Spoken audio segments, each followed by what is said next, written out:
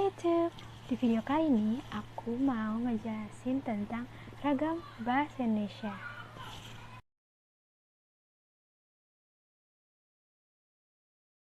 Bahasa adalah salah satu alat komunikasi. Melalui bahasa, manusia dapat saling berhubungan atau berkomunikasi, saling berbagi pengalaman, saling belajar dari yang lain, dan meningkatkan kemampuan intelektual. Bahasa Indonesia memang banyak ragamnya. Hal ini karena bahasa Indonesia sangat luas pemakaiannya dan bermacam-macam ragam penuturnya. Oleh karena itu, penutur harus mampu memilih ragam bahasa yang sesuai dengan keperluannya, apapun latar belakangnya. Sebelum mempelajari lebih dalam, kita harus mengetahui terlebih dahulu pengertian dari ragam bahasa.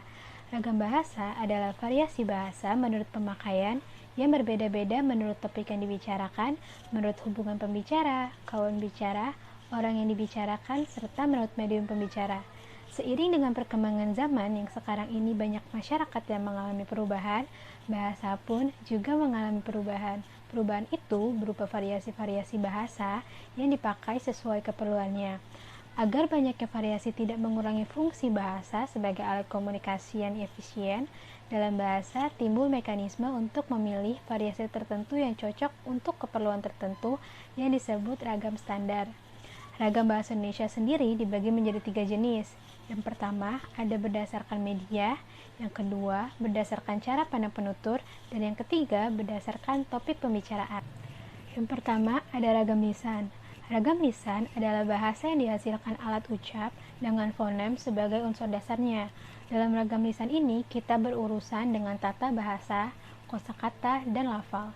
Dalam ragam bahasa lisan ini, pembicara dapat memanfaatkan tinggi rendah suara atau tekanan, air muka, gerak tangan atau isyarat untuk mengungkapkan ide. Selanjutnya ada ragam tulis. Ragam tulis adalah bahasa yang dihasilkan dengan memanfaatkan tulisan dengan huruf sebagai unsur dasarnya.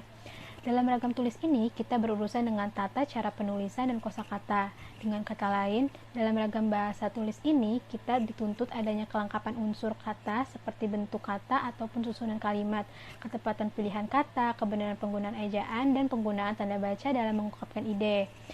Selanjutnya, ada ragam bahasa berdasarkan cara pandang penutur. Yang pertama, ada ragam dialek. Dialek adalah variasi bahasa pada kelompok masyarakat yang berada pada suatu tempat, wilayah, atau daerah tertentu. Luasnya pemakaian bahasa dapat menimbulkan perbedaan pemakaian bahasa.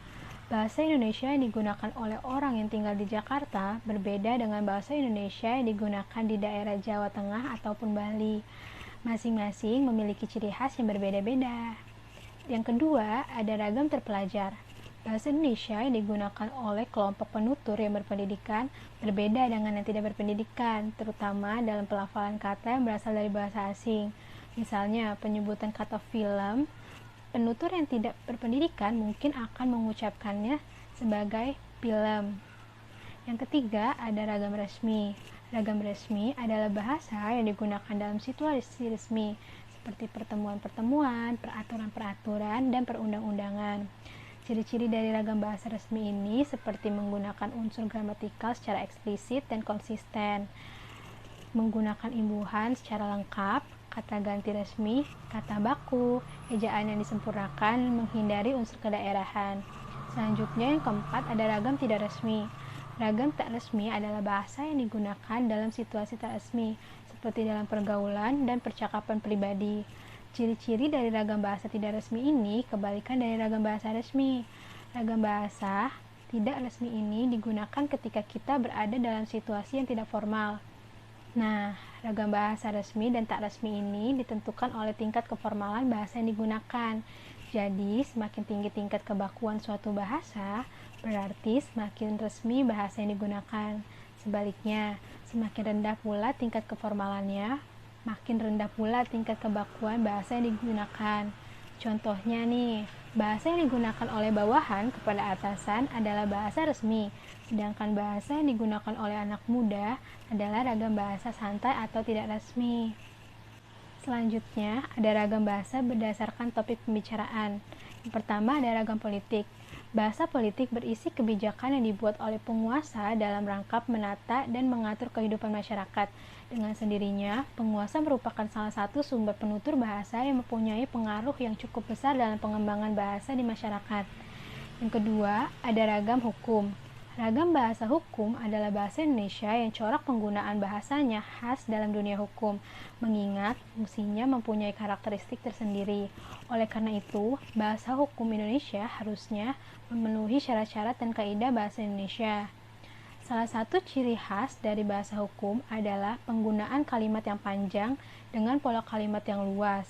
Ketiga, ada ragam sosial. Ragam sosial dapat didefinisikan sebagai ragam bahasa yang sebagian norma dan kaidah yang didasarkan atas kesepakatan bersama dalam lingkungan sosial yang lebih kecil dalam masyarakat.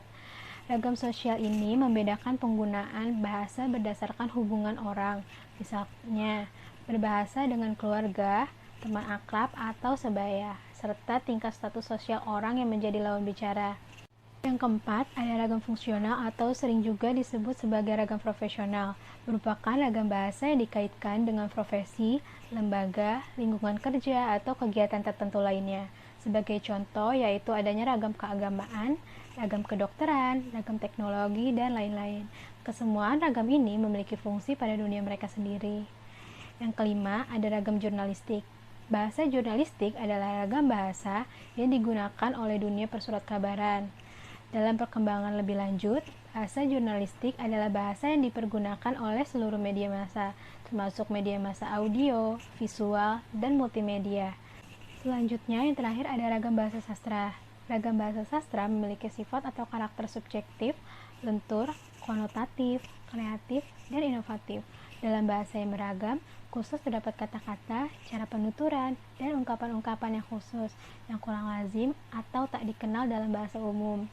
Bahasa sastra ialah bahasa yang dipakai untuk menyampaikan emosi atau perasaan dan pikiran, fantasi, dan lukisan angan-angan, penghayatan batin dan lahir, peristiwa dan khayalan dengan bentuk yang istimewa. Istimewa karena kekuatan efeknya pada pendengar atau pembaca, dan istimewa cara penuturannya. Oke, selesai sudah kita belajar tentang ragam bahasa. Terima kasih sudah menonton and see you on my next video. Bye!